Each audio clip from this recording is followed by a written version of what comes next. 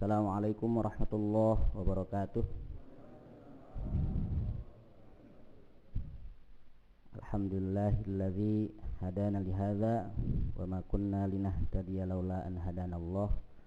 Asyhadu an la ilaha illallah wahdahu la syarikalah wa asyhadu anna sayyidana wa nabiyyana Muhammadan abduhu wa rasuluh la nabiyya ba'dah. Allahumma salli wa sallim wa barik wa karrim ala nabiyyina al-karim Muhammadin sallallahu alaihi wasallam wa ala azwajihi wa dzurriyyatihi wa ahli baitihil kiram. Wa ba'du. Bapak-bapak dan ibu-ibu jamaah salat subuh Masjid Al-Hidayah. Alhamdulillah pada subuh pertama di bulan Ramadan kita masih dibersamai oleh Allah Subhanahu wa taala dengan kesehatan. Tentu beberapa nikmat yang Allah turunkan kepada kita sehingga kita bisa hadir bersama-sama melaksanakan sholat subuh berjamaah. Lalu kemudian dilanjutkan dengan kuliah subuh, insyaallah menghantarkan sampai kita syuruk, kalau nggak kehabisan bahan gitu kira-kira. Salawat dan salam mari kita sampaikan kepada junjungan Nabi besar Muhammad sallallahu alaihi wasallam.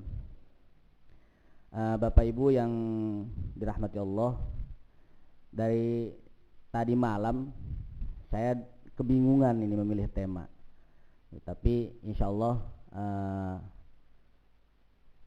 ada dua tema yang akan saya sampaikan, tapi saya harus memilih salah satu.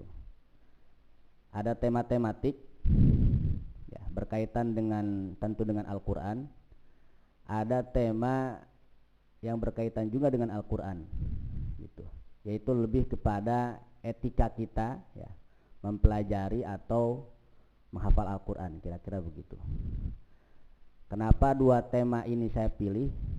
Karena Ramadan merupakan turun di mana wahyu Allah ya kepada Nabi besar Muhammad SAW berupa kitab Al-Quran gitu. Dan keduanya buku terjemah gitu. Ada buku bahasa Arabnya tentu, tapi saya harus kerja dua kali kira-kira gitu ya. Tapi mungkin izin Pak Ketua, apakah harus saya tawarkan gitu ya. Ada At-Tibyan fi Adabi Hamalatil Quran ya. Ini kitab karangan Imam An-Nawawi, tapi bukan Imam An-Nawawi Al-Bantani gitu. Ada memang tafsir tematik milik Kementerian Agama gitu. Bingung ya?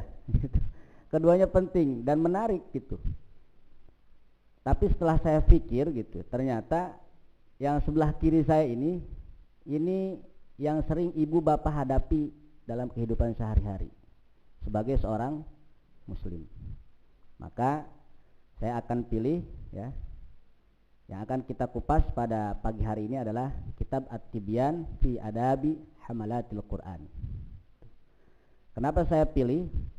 Karena ketika kita mempelajari sesuatu ya, apakah itu dalam bentuk sains misalkan ilmu itu, atau katakanlah ilmu itu dalam bentuk ada aspek sosial gitu, artinya humaniora gitu. Tentu ada beberapa hal yang harus menjadi pegangan atau katakanlah yang harus kita pegang gitu. Yang pertama adalah akhlak itu, etika gitu. Terus kemudian aturan itu kira-kira. Maka sebagai seorang muslim ya, kita semua ketika Allah Subhanahu wa taala ya menurunkan kitab Al-Qur'an kepada Muhammad sallallahu alaihi wasallam, lalu kemudian 1400 tahun yang lalu sampai hari ini Al-Quran hadir mempersamai kita, maka kita sebagai seorang muslim patut bagi kita untuk mempelajari Al-Quran dengan etika dan aturan-aturannya. Secara teknis Bapak Ibu sudah mempelajarinya, baik di Al-Hidayah maupun di Al-Muhajirin. Misalkan tahsin ya, tahsin dengan tajwidnya gitu, dengan aturan-aturan bagaimana cara kita membaca Al-Quran. Tapi di luar dari itu, apakah kita kemudian sudah membaca Al-Quran dengan penuh etika, dengan penuh aturan ya, dengan perilaku dan mengamalkannya dalam kehidupan sehari-hari. Kira-kira seperti itu. Ya. Baik Bapak Ibu hadirin yang dirahmati Allah, ya. Di dalam kitab At-Tibyan fi Adabi Hamalatil Quran, ya. At-Tibyan fi Adabi Hamalatil Quran. Kenapa yang diambil itu kalimat hamalat gitu? Ini diambil dari kata dari bahasa Arab hamala yahmilu, artinya membawa gitu. Kalau merujuk ke salafus soleh dahulu gitu, bahwa orang penghafal Al-Quran itu tidak dikatakan dengan hafizul Quran, tapi mereka mengatakan hamilul Quran gitu ya. Bukan hafizul Quran. Apakah hafizul Quran itu keliru? Tidak gitu. Salafus soleh dahulu, ulama-ulama terdahulu itu mengatakan orang yang hafiz itu lebih menghafal terhadap hadis-hadis Rasulullah SAW. Tapi untuk orang-orang yang menghafal Al-Quran, mereka mengatakan hamilul Quran. Jadi kalau umumnya di kita hamil itu kan orang yang mengandung gitu. Apabila kita analogikan, ya, ketika ibu-ibu gitu ya, atau orang yang perempuan yang katakanlah baru saja selesai menikah, terus kemudian dikaruniai kandungan 1 bulan, 2 bulan, 3 bulan, maka itu dikatakan hamil gitu. Maka ketika proses 9 bulan itulah kemudian apa yang ada di dalam kandungannya, ya, di dalam rahim seorang perempuan itu dijaga betul-betul gitu. Maka ya, bagi seorang hamilul Quran, ya, contoh misalkan Mas Rezi, ada hal-hal tertentu yang harus dijaga, ada hal-hal tertentu yang harus dilakukan. Misalkan bagi ibu-ibu yang hamil, misalnya, kok saya menjelaskan hamil gitu ya, gitu. Bagi ibu-ibu yang hamil katakanlah asupan gizinya harus dijaga, gitu. Harus kemudian konsultasi dokter, entah 2 bulan sekali, 3 bulan sekali. Sama halnya seperti hamilul Quran, maka kemudian dia akan menemui gurunya untuk bertalaki dan mensetor hafalannya. Dinasihati oleh gurunya, Anda Muhammad misalnya, ketika menghafal Al-Quran, ya, ingat pesan Rasulullah SAW misalkan, ittaqillah haitsuma kunta misalkan, dan seterusnya. Kira-kira seperti itu. Nah, baik Bapak Ibu yang dirahmati Allah, ya, hal yang pertama yang ingin saya sampaikan adalah yaitu tentang keutamaan mempelajari Al-Quran atau keutamaan pembaca dan menghafal Al-Quran gitu. Nah, bagi kita setiap selesai tarawih, ya, itu one day one juz, ya, baik yang membaca atau bahkan hanya sekedar menyimak saja, tentu memiliki keutamaan-keutamaan. Dan ini harus saya ulang, dan mungkin Bapak dan Ibu juga sudah sering mendapati hadis-hadis Rasulullah, ya mungkin, atau ayat-ayat Al-Quran yang disampaikan oleh para penceramah, para khatib kepada jamaah sekalian. Yang pertama dari firman Allah Subhanahu wa taala, a'udzubillahi minasyaitonir rajim. Ya. Innalladzina yatlunal kitaba kitaballahi wa aqamus salata wa anfaqu mimma razaqnahum sirran wa alaniyah yarjuna tijaratan lan tabur liwaffiyahum ujurahum wa yazidahum min fadlih innahu ghafurun syakur. Ya.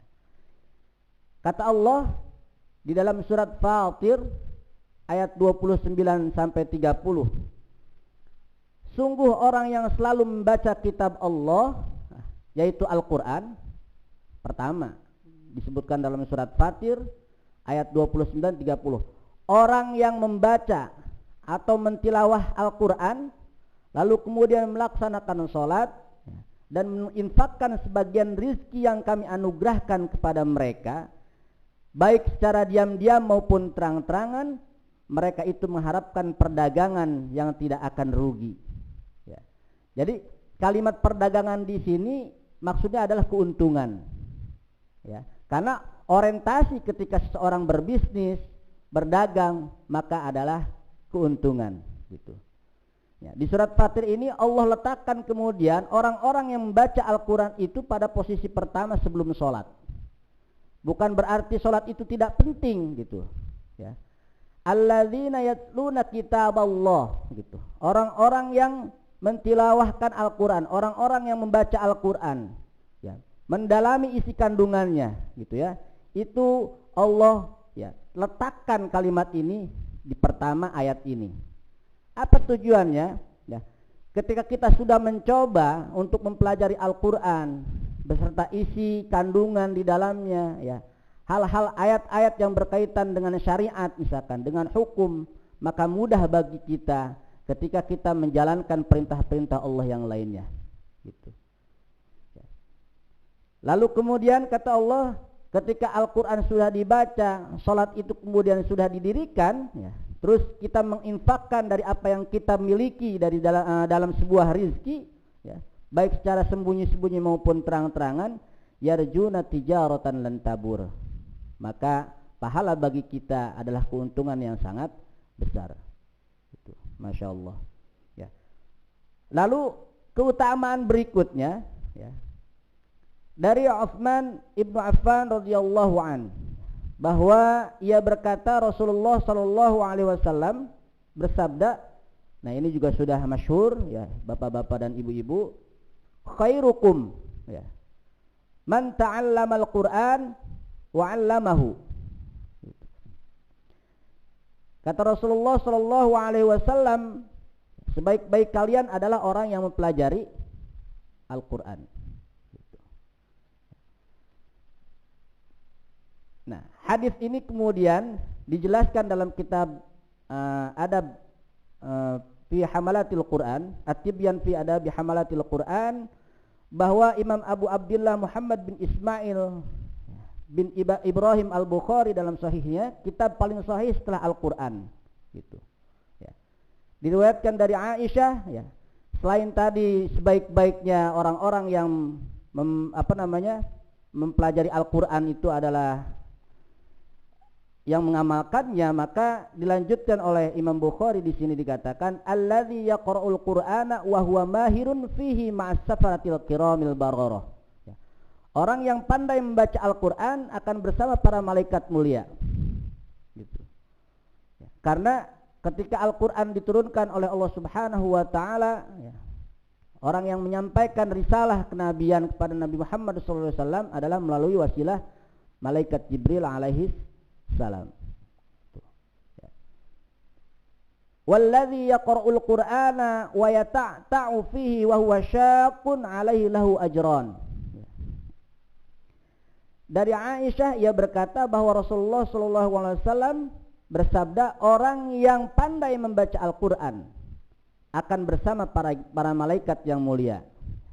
Adapun orang yang membaca Al-Qur'an dengan terbata-bata dan susah payah mendapatkan 2 pahala. Kenapa dinamakan 2 pahala?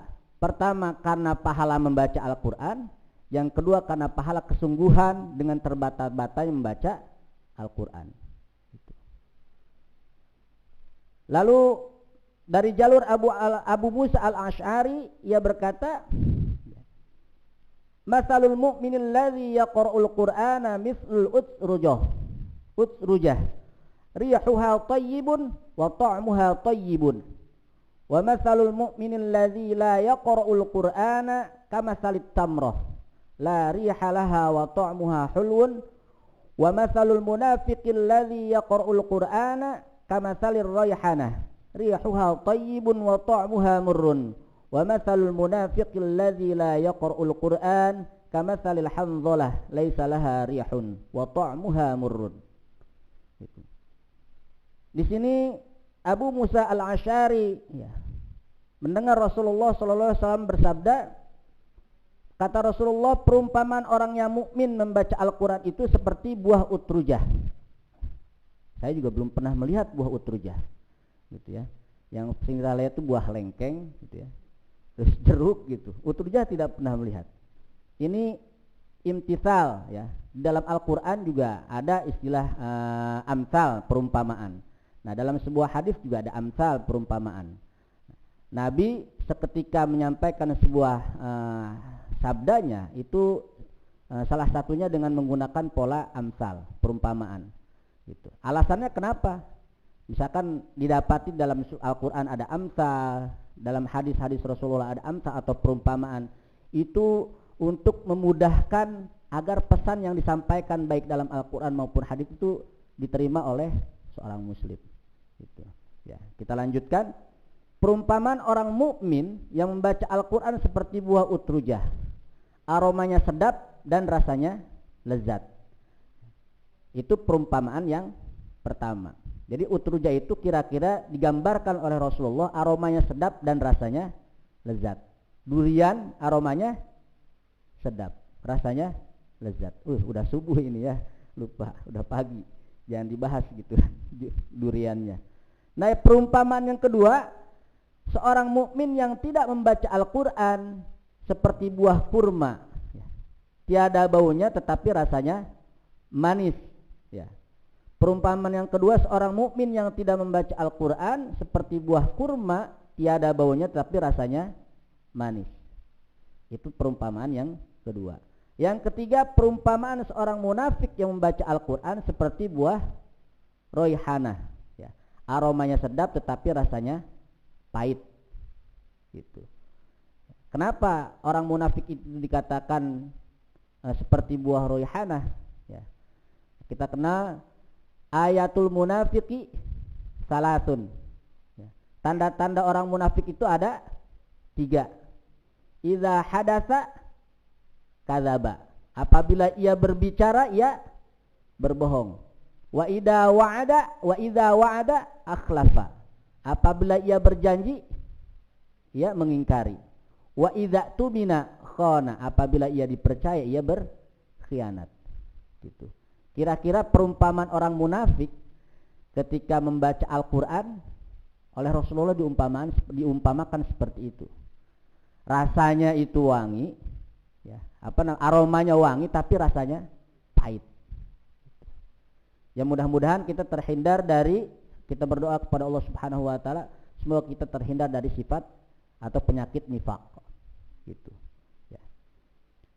Bapak Ibu yang dirahmati Allah, hadis selanjutnya yang menjelaskan tentang keutamaan penghafal atau pembelajar Al-Quran.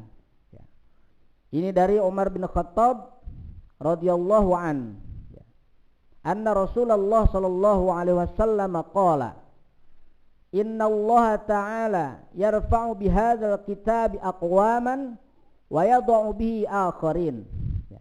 Kata Rasulullah, sungguh Allah meninggikan derajat sebagian kaum dengan Al-Quran dan merendahkan derajat kaum yang lainnya dengannya. Gitu.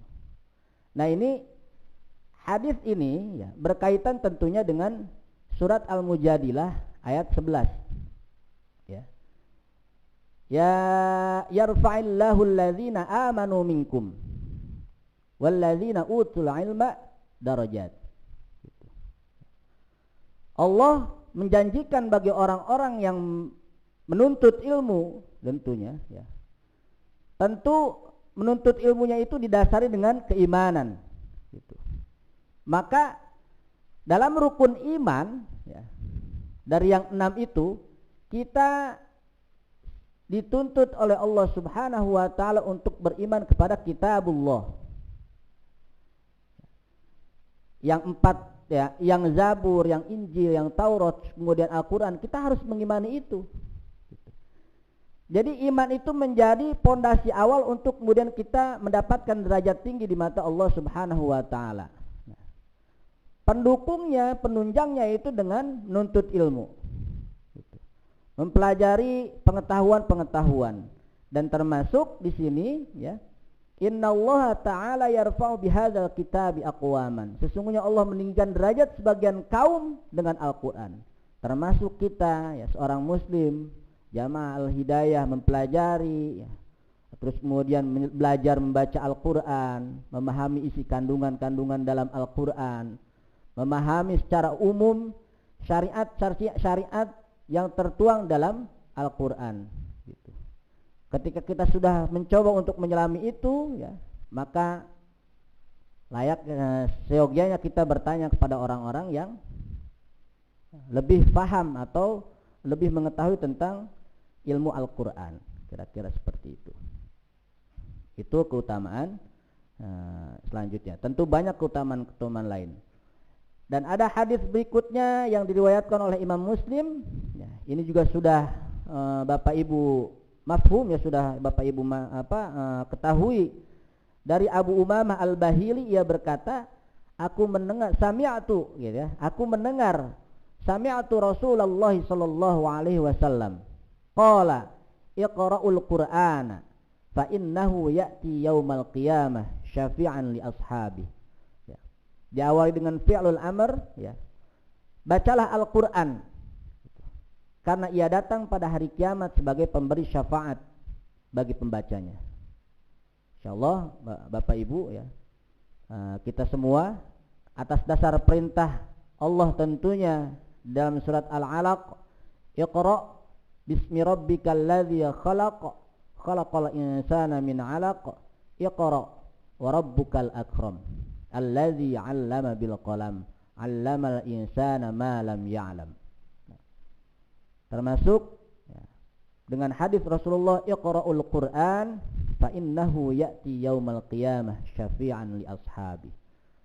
Perintah ini tentunya menjadi wajib bagi kita, ya, untuk membaca dan mempelajari Al-Qur'an secara terus-menerus tanpa ada henti, gitu. Sebagaimana hadis yang lain, utlubul ilma minal mahdi ilal lahdi. Kaitan membaca tentu berkaitan dengan menuntut ilmu. Menuntut ilmu tidak ada batas waktu yang ditentukan oleh Allah Subhanahu wa taala, oleh Rasulullah sallallahu alaihi wasallam, bahkan oleh pemerintah, gitu. Karena redaksinya tuntutlah ilmu dari buayan sampai liang lahat, gitu, tanpa ada batas waktu. Lalu selanjutnya diriwayatkan dari Ibnu Umar dari Nabi Muhammad sallallahu alaihi wasallam annahu qala la hasada illa fitnataini, ya. Rajulun atahu Allahul Qur'ana fahuwa yaqumu bihi ana al-laili wa ana an-nahar wa rajulun atahu Allahu malan fahuwa yunfiqu ana al-laili wa ana an-nahar. Kata Rasulullah, tiada rasa iri yang dibenarkan kecuali dalam dua hal. Rasa yang pertama, rasa iri terhadap orang yang diberi karunia pemahaman kandungan Al-Quran, kemudian ia mengamalkannya siang malam, gitu. Dan yang kedua, terhadap orang yang dikaruniai Allah harta yang kemudian ia infakkan baik siang maupun malam. Di sini Rasulullah kemudian mengumpamakan atau memberikan penjelasan bahwa kita boleh iri dengan dua hal, kira-kira gitu. Iri yang pertama yaitu iri terhadap orang-orang yang diberi karunia pemahaman kandungan Al-Quran. Jadi Bapak Ibu harus iri, gitu. Kalau ada hari ini misalnya Mas Rezi mengimami kita, saya kenapa? Ya karena kita membahas Al-Quran. Mas Rezi lagi-lagi. Kira-kira nih, ya, pengen gak Ibu punya anak seperti Mas Rezi gitu, Bu? Bu, pengen, Bu? Habis ini Mas Rezi selesai Ramadan gak boleh pulang, taruh aja jadi mantu langsung. Gitu. Suai. Orang Riau itu kalau cocok namanya suai, ya benar gak? Suai, gitu. Ya. Kalau kita iri terhadap orang yang memiliki pemahaman lebih atau pintar atau memiliki, ya, artinya kemampuan dalam mengetahui Al-Quran, itu diizinkan oleh Rasulullah Shallallahu Alaihi Wasallam. Gitu. Tapi tentu, ya, yang diirikannya juga tidak hanya mahir saja. Apakah, ya, perilakunya sudah sesuai dengan, ya, apa yang dimilikinya, gitu. Karena akhlak Rasulullah itu khuluquhul Quran, gitu. Ketika Aisyah ditanya oleh Abu Bakar, ya, bagaimana tentang pendapat Aisyah tentang akhlak Rasulullah, maka beliau menjawab khuluquhul Quran, gitu. Jadi kalau kita sudah mempelajari Al-Quran, mencoba mencari semuanya, mengetahui isi kandungan Al-Quran, maka wajib bagi kita untuk mengamalkannya. Karena ketika kita sudah bersandar terhadap Al-Quran lalu kemudian kita mengamalkannya, insya Allah perilaku kita dalam kehidupan kita sehari-hari terjaga karena Al-Quran tersebut gitu. Jadi ketika Allah berfirman inna nahnu nazzalna dzikra wa inna lahu lahafizun, ya, kata Allah sungguh kami telah turunkan Al-Quran az-zikr, ya, nazzalna dzikra wa inna lahu lahafizun, dan kami juga kemudian menjaganya Al-Quran tersebut. Maka orang-orang yang hamilul Quran, orang-orang yang mempelajari Al-Quran itu kemudian terjaga juga secara tidak langsung oleh Allah Subhanahu wa ta'ala. Bapak Ibu yang dirahmati Allah, ya, yang kedua, iri yang kedua, ya, yang kira-kira diizinkan, ya, melalui redaksi hadis ini, yaitu terhadap orang yang dikaruniai harta oleh Allah kemudian ia infakkan siang dan malam. Ya jujur saja, kadang kita, ya, mendapati misalkan ketika sholat Jumat atau misalnya, ya katakanlah di Al Hidayah atau di Muhajirin itu kan setiap Jumat ada nasi kotak tuh yang dibagikan. Sering terlintas mungkin di hati Bapak Ibu, termasuk hati saya gitu ya. Sebenarnya hati saya, Bu, saya bawa aja Bapak Ibu supaya enggak ini gitu. Oh, enak betul orang bersedekah karena hartanya di jalan Allah gitu. Ada rasa itu gitu timbul. Maka itu patut gitu ya. Maka itu dibolehkan oleh Rasulullah SAW. Ya. Kalau kita pengen punya harta, iri karena pengen punya harta, sah-sah saja. Tapi lebih baik lagi ketika kita iri terhadap orang lain yang memiliki harta itu kita kemudian infakkan kepada, ya, tentunya orang yang berhak, baik pagi, siang maupun malam. Ana al-laili wa ana an-nahar. Gitu. Baik, Bapak Ibu yang dirahmati Allah. Hadis yang tadi disampaikan oleh Ibnu Umar radhiyallahu anhuma, ya, Ibnu Umar radhiyallahu anhuma, anaknya Umar bin Khattab, namanya Abdullah. Ya, kemudian dipanggil Ibnu Umar. Ada dikuatkan melalui hadis yang disampaikan oleh Abdullah bin Mas'ud, dari jalur Abdullah bin Mas'ud. Nah, ini juga Ibnu Mas'ud, ya. Kata Rasulullah, qala Rasulullah sallallahu alaihi wasallam, la hasada illa fitnataini. Ya. Rajulun atahu Allahu malan fasallatahu ala halakatihi fil haqq. Wa rajulun atahu Allahu hikmatan fahuwa yaqdi biha wa yu'allimuha. Gitu ya. Kata Ibnu Mas'ud, ya, dari jalur Ibnu Mas'ud, kata Rasulullah, ya, tiada rasa iri yang dibenarkan kecuali dalam dua hal. Nah, ini menguatkan hadis yang sebelumnya. Pertama, iri terhadap orang yang dikaruniai oleh Allah harta, kemudian Allah memberinya kemampuan untuk menggunakannya dalam kebenaran. Dan yang kedua, rasa iri terhadap orang yang dikaruniai hikmah oleh Allah, kemudian ia menggunakan untuk memutuskan perkara, juga mengajarkannya. Gitu. Nah, yang ingin saya garis bawahi, hikmah di sini adalah, yang dimaksud hikmah di sini adalah ilmu. Gitu. Secara umum tentunya. Karena berkaitan dengan kewajiban kita sebagai seorang muslim, baik individu maupun kelompok, ya. Ada kemudian firman Allah Subhanahu wa taala berfirman, ud'u ila sabili rabbika bil hikmah wal mau'izatil hasanah wajadilhum billati hiya ahsan. Kalimatnya fi'lul amr di awal itu, ud'u, ya. Panggillah, berdakwahlah kira-kira, atau ajarkanlah orang-orang sekitar kita. Karena dalam objek dakwah itu, Bapak Ibu, ada empat hal yang harus diperhatikan oleh kita, ya, tentu oleh seorang dai. Nah, ternyata dai itu tidak hanya, ya, Pak Toto, Ustadz misalnya, atau saya menyampaikan ceramah, Pak Musatrio kemarin membacakan hadis. Jadi masing-masing di antara kita secara individual wajib bagi kita untuk melakukan dakwah. Nah, apa saja empat objeknya? Objek yang pertama adalah perorangan diri kita sendiri. Gitu. Jadi kita sebelum mendakwahi orang lain, diri kita sendiri dulu harus cerminkan gitu, harus bercermin dulu. Baru yang kedua adalah keluarga gitu.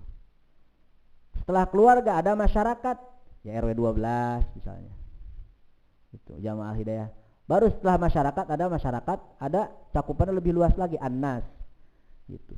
Seluruh umat manusia. Jadi kewajiban berdakwah itu objeknya 4. Yang pertama perorangan, diri kita sendiri. Yang berikutnya adalah keluarga. Nah yang dua ini sebetulnya menjadi penting gitu. Karena setelah ada objek tadi maka ada materi yang harus kita kedepankan. Pertama adalah akidah, ya. Yang kedua adalah ahkamus syar'iyyah, artinya syariat. Yang ketiganya adalah akhlak gitu. Jadi kalau tadi ada objeknya 4, maka ada 3 materi yang harus dikedepankan dalam berdakwah. Ada akidah, ada hukum syariat, ada akhlak gitu. Nah kalau tadi kembali kepada objek dakwah ada perorangan, terus kemudian ada keluarga, maka 3 hal yang tadi materi itu harus kita kenalkan kepada keluarga kita. Tentu salah satunya dengan disampaikannya hikmah-hikmah atau ilmu-ilmu yang kita miliki gitu. Jadi boleh kita iri kata Rasulullah, ya, itu karena hikmah-hikmah atau ilmu-ilmu yang kita miliki, orang lain miliki. Tentu dari ilmu itulah kemudian kita bisa mengamalkan apa yang harus menjadi kewajiban kita sebagai seorang muslim gitu. Tiada rasa iri yang dibenarkan kecuali dalam 2 hal. Yang pertama, ketika kita iri terhadap orang yang dikaruniai oleh Allah harta pertama. Yang kedua adalah yang dikaruniai hikmah oleh Allah Subhanahu wa ta'ala. Belum ya Pak? Nah, jadi boleh kita iri untuk kebaikan ya Bapak Ibu ya. Tapi kalau iri misalkan di lengannya ada yang kuning-kuning berat sampai miring-miring, jangan itu. Ya, memberatkan juga. Maksudnya ada emas, kongkorong, anting lah gitu ya. Itu di rumah aja simpan. Nah, Bapak Ibu yang dirahmati Allah, ini masih dari jalur Abdullah bin Mas'ud. Ia berkata ya, tentang keutamaan pembelajar dan penghafal Al-Quran. Rasulullah Shallallahu Alaihi Wasallam bersabda, "Man qara'a harfan min kitabillah, falahu hasanatun, wal hasanatu bi'ashri amsalha, la aqula alif lam mim harfun, bal alif harfun wa lamun harfun wa mimun harfun." Kata Rasulullah, barang siapa yang membaca 1 huruf saja dari kitabullah, yaitu Al-Quran, maka ia mendapatkan 1 kebaikan. Dan 1 kebaikan itu akan dikalikan 10 kali lipat. Jadi dari 1 kebaikan itu akan dikalikan menjadi 10 kali lipat. Kata Rasulullah, aku tidak mengatakan alif lam mim itu dihitung dalam 1 huruf. Akan tetapi alif dihitung 1 huruf, lam 1 huruf, dan mim juga dihitung 1 huruf.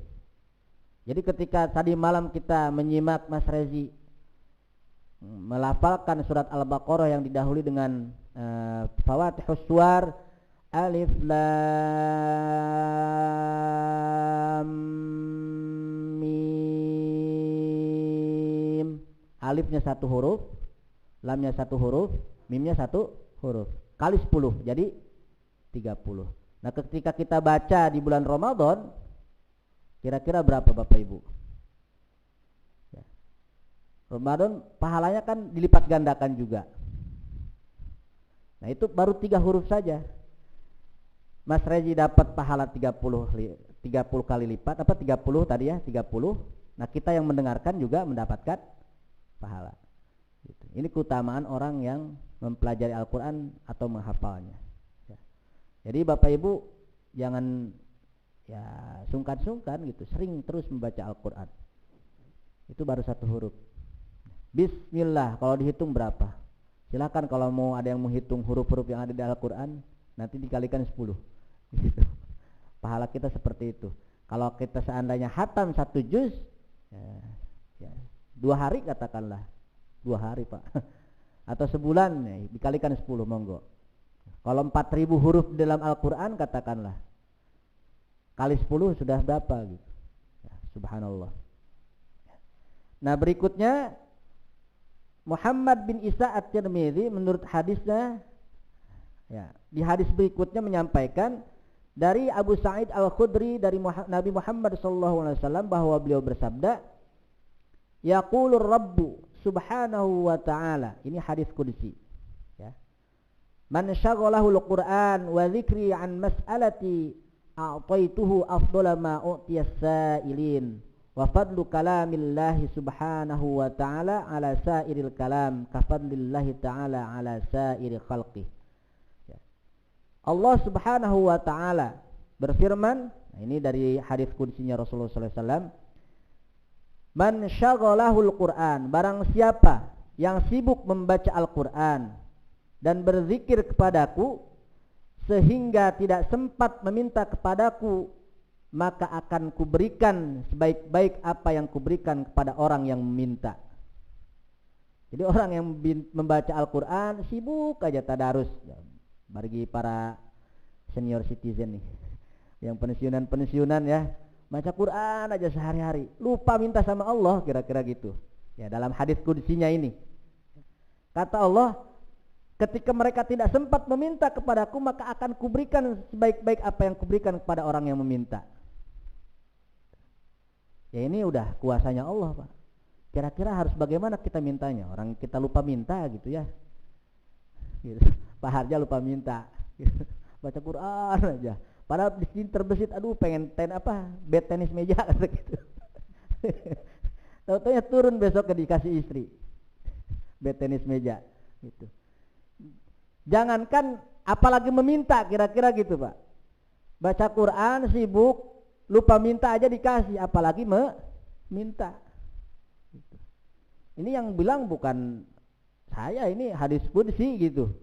Kalau hadis qudsi itu firman Allah tapi disampaikan oleh Rasulullah SAW, gitu. Ya.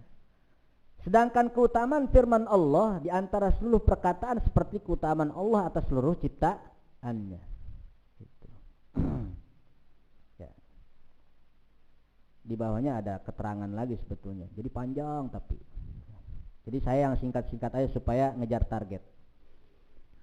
Dari Ibnu Abbas radhiyallahu anhuma, ia berkata, Rasulullah SAW bersabda, innalladzi laisa fi jawfi syai'un minal Qur'an kal baitil kharibi.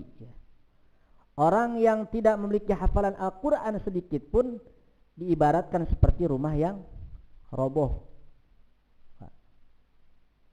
Nah, kembali lagi tadi saya jelaskan, ketika kita sudah beriman kepada Allah dengan rukun iman yang 6 itu, dan salah satunya adalah mengimani kitab Allah Subhanahu wa ta'ala yaitu Al-Quran, maka sudah seyogianya kita setidaknya gitu ya, ketika kita sudah beriman kepada Al-Quran, ya paling tidak ada ayat-ayat Al-Quran yang kita hafalkan gitu.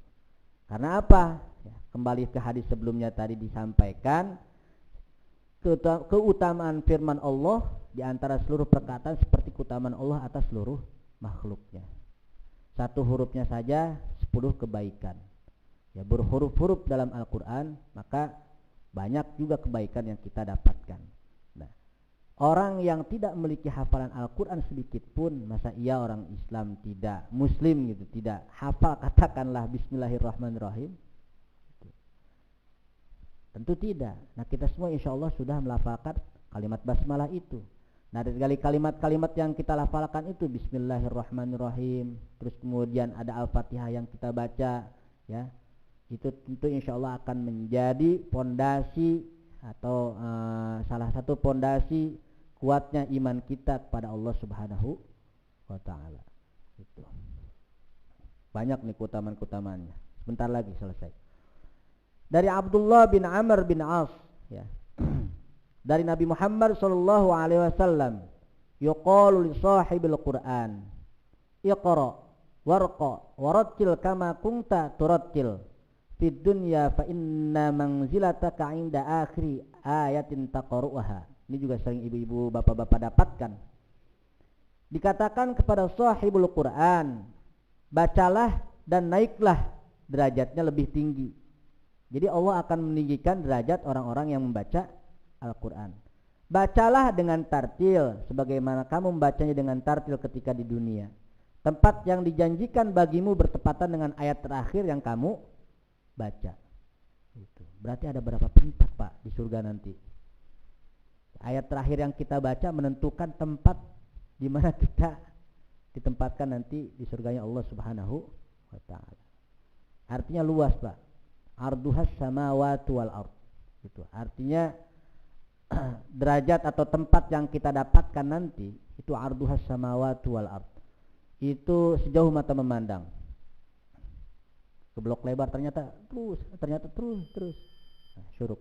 Itu alhamdulillah. Jadi kita membaca Al-Qur'an ya, ketika kita wafat ya, bertepatan dengan ayat yang terakhir kita wafat, maka tempat kita yang kita dapatkan adalah di mana bertepatan dengan ayat yang terakhir kita baca. Ya. Ada dua hadis lagi. Man qara al-Qur'ana wa 'amila biha fihi albasa walidahu tajan yaumal qiyamah dawuhu ahsanu min daw'is syamsi fi buyutid dunya law kanat fikum fama dhannukum billadzi 'amila bihadza. Kata Rasulullah, ini dari Mu'adz bin Anas, siapa yang membaca Al-Qur'an dan mengamalkan isinya, ia akan mengenakan mahkota kepada kedua orang tuanya pada hari kiamat. Yang cahayanya lebih baik daripada cahaya mentari yang menerpa rumah-rumah dunia. Andai kata hal itu terjadi pada kalian, bagaimana menurut kalian jika hal tersebut didapatkan oleh orang-orang yang mengamalkan Al-Quran? Ya, sederhananya begitu singkatnya. Orang-orang yang menghafal Al-Quran, orang-orang yang mempelajari Al-Quran ya, akan mengenakan mahkota terhadap kedua orang tuanya. Adapun ukuran mahkotanya, berliannya berapa gram, ya, itu tergantung apa yang kita baca gitu. Ya. Darimi, Imam Ad-Darimi meriwayatkan dengan sanadnya dari Abdullah bin Mas'ud, yaqra'ul Qur'ana fa inna Allah ta'ala la yu'adzibu qalban wa al-Qur'an wa inna hadzal Qur'an ma'dubatullahi ta'ala fama dakhala fihi fahuwa aminun wa man ahabbal Qur'an falyubshir. Kata Rasulullah, bacalah Al-Qur'an karena Allah benar-benar tidak akan mengazab hati orang yang menghafal Al-Qur'an. Dan Al-Qur'an benar-benar merupakan jamuan ya. Jamuan Allah, barang siapa yang mendatanginya ia akan aman. Bergembiralah siapa saja yang sangat mencintai Al-Qur'an ya. Di pertemuan berikutnya insyaallah besok saya masih ada Pak Haji, hari Senin subuh ya, akan kita lanjutkan pada keutamaan qiraah dan ahlul qiraah gitu. Jadi keutamaan membaca dan orang-orang yang membacanya gitu. Kalau tadi yang mempelajarinya saja dan menghafalnya saja ya. Baik Bapak Ibu yang dirahmati Allah, karena sudah masuk waktu syuruk ya, yang ini harus kita dapatkan juga gitu ya. Mudah-mudahan pahalanya ya, seperti pahala jadi dan umroh itu melekat pada diri kita gitu ya, menjadi bahan atau bekal kita menuju panggilan Allah Subhanahu wa taala. Kiranya itu yang bisa saya sampaikan.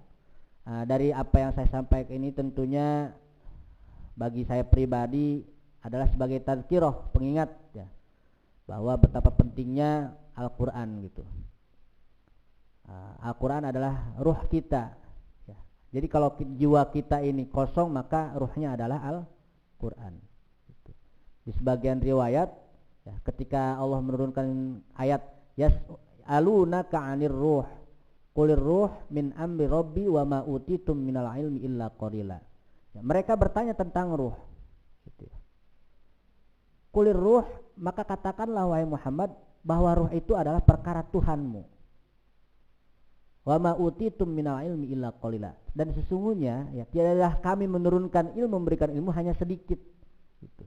Artinya para mufassirin mengatakan bahwa yang dinamakan ruh adalah Al-Qur'an.